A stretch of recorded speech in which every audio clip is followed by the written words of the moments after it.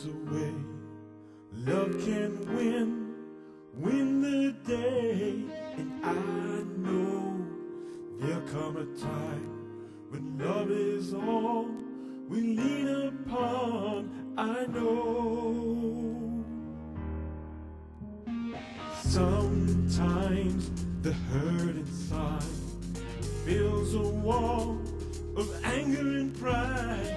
And some say there is no way that love can win the day. But I know in a blink of an eye the world can see what was hidden to all humanity. I know that love can win the day. Love can win the day. The moment we can feel its power start to heal. I know love can win the day. How long can we pretend that war can go on without an end? And what if we all agree that love's the only truth we need? Just love. In the blink of an eye, the world can see what was hidden to all humanity. I know that love can win the day. Love can win the day. The moment we can feel its power start to heal. I know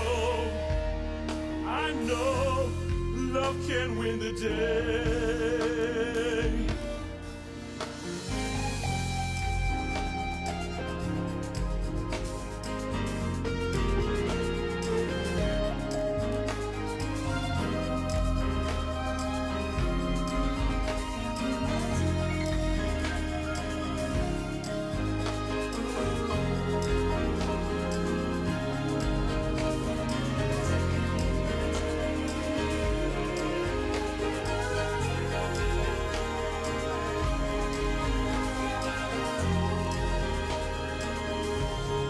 Love can win the day.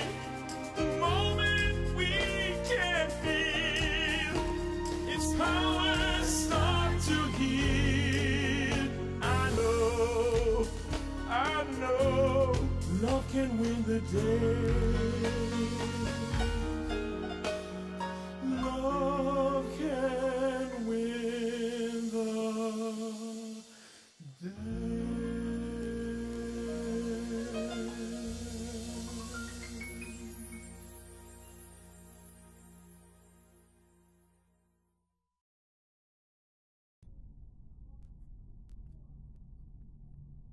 Shalom, I am Rabbi Shaul Praver. You're watching Rabbi Rock TV.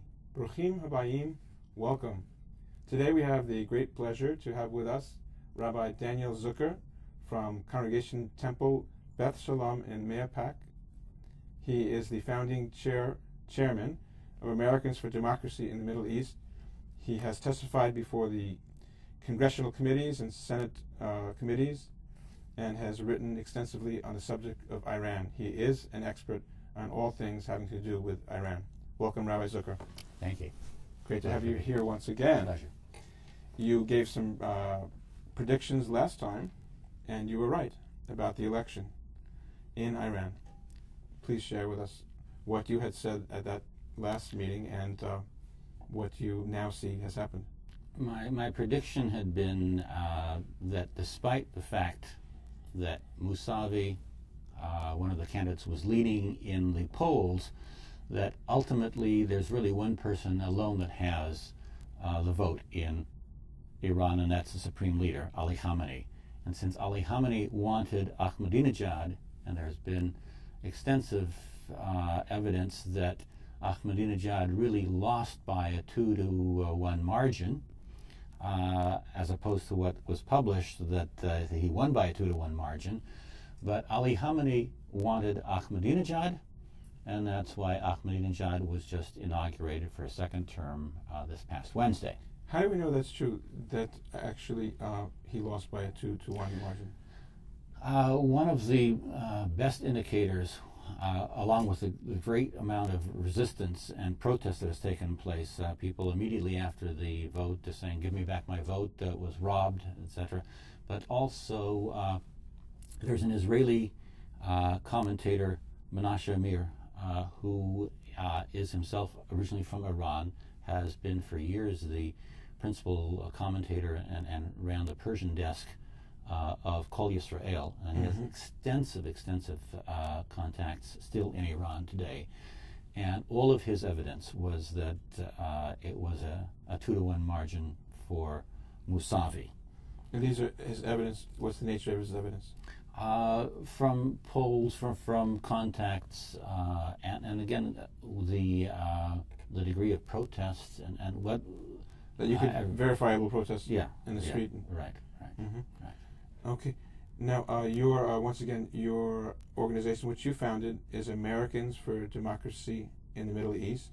Correct. And I'm sure they'll be able to see that it's www.adme.ws,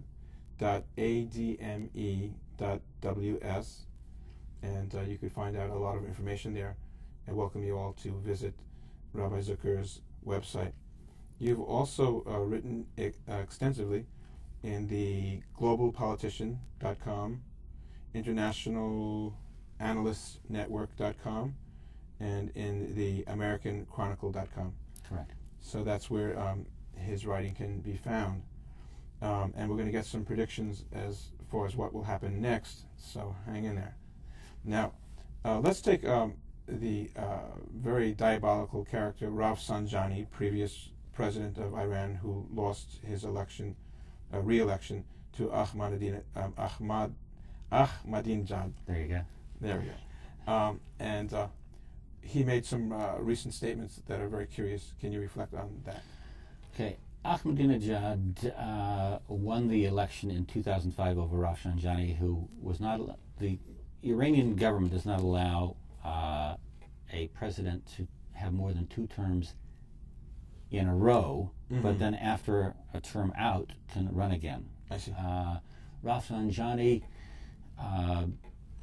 among the list of those that were running in the runoff election, because again you have a majority to win the election, it ended up being Rav Sanjani versus Ahmadinejad. Ahmadinejad won the election in 2005. Rav Sanjani did not run this last election, but he backed both Mousavi and Karoubi, who are somewhat reformers. It's all relative within a theocratic regime. Rav Sanjani has been termed by the Western press as a pragmatic conservative, and described it to a degree as moderate. He's definitely not moderate.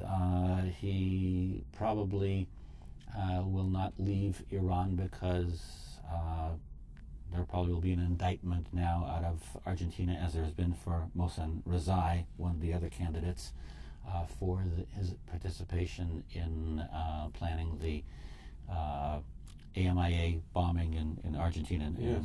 Rav Sanjani was implicated in that as well. But compared with Ahmadinejad and Ali Khamenei and some of the very conservative mullahs or ayatollahs, Rav Sanjani may be called somewhat more liberal, and basically he's a fat cat.